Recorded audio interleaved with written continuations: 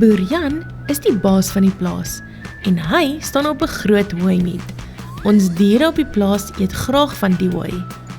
Boer Jan en die hooi verteenwoordig ons selfstandige naamwoorde.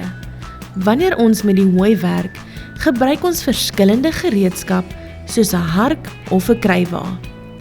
Die woordsoort wat gewoonlik saam met die selfstandige naamwoord gebruik word, is die byvoeglike naamwoord. Daar is 2 appelbome waarvan Boer Jan graag eet. Boer Jan is lid van die appelprodusente van Suid-Afrika. Die bome is ons lidwoorde. Ons skuur staan tussen die hooi en die groente. Kyk mooi, watter diertjies sien jy? Die hoender help ons om die skuur beter te verstaan. Die hoender se naam is Set. Daarom help Set en die horlosie ons met voorsetsels. Wanneer die hooi opraak, voer ons die diere groente. Pink Varkie gaan ons help om al die baie groente te leer.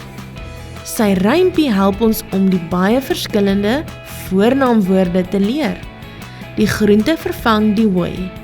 Daarom vervang voornaamwoorde die selfstandige naamwoorde. Alle plase het werkers nodig om te bestaan. Ons perde en trekkers moet die harde werk doen. Daarom is dit ons werkwoorde. Alleen kan hulle dalk sukkel en daarom is ons manne daar om saam te werk. Bywoorde kan saam met werkwoorde, perde en trekkers, byvoeglike naamwoorde, gereedskap of ander bywoorde, mannetjies, gebruik word. Dit is die stoute tiener en versterke idee of kan ook ontkenning aandui. Ons manne is dus bywoorde. Soms kan trekkers breek en ons gebruik toue om 'n trekker of 'n waantjie te sleep.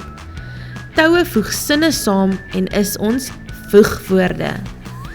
Mamma eend en haar eentjies leer ons sommer vinnig tel. Natuurlik is dit die telwoorde. Waarom is die kind so opgewonde? Dit is die tussenwerpsel, want die kind is bly om op die plaas te wees.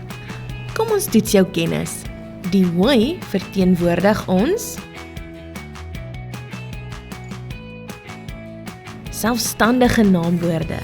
Wat is die woordsoort wat gewoonlik saam met selfstandige naamwoorde gebruik word? Byvoeglike naamwoorde. Die bome is ons lidwoorde. Waarmee help Set en die horlosie ons? Voorsetsels. Waarmee gaan Pink Varkie se rympie ons help? Met ons voornaamwoorde. Die perde en trekkers wat harde werk doen, is ons werkwoorde. Manne is ons bywoorde. Toue voeg sinne saam en is ons voegwoorde. Mamma eend en haar eentjies gaan ons leer tel. Dit is ons telwoorde. Waarom is die kind so opgewonde?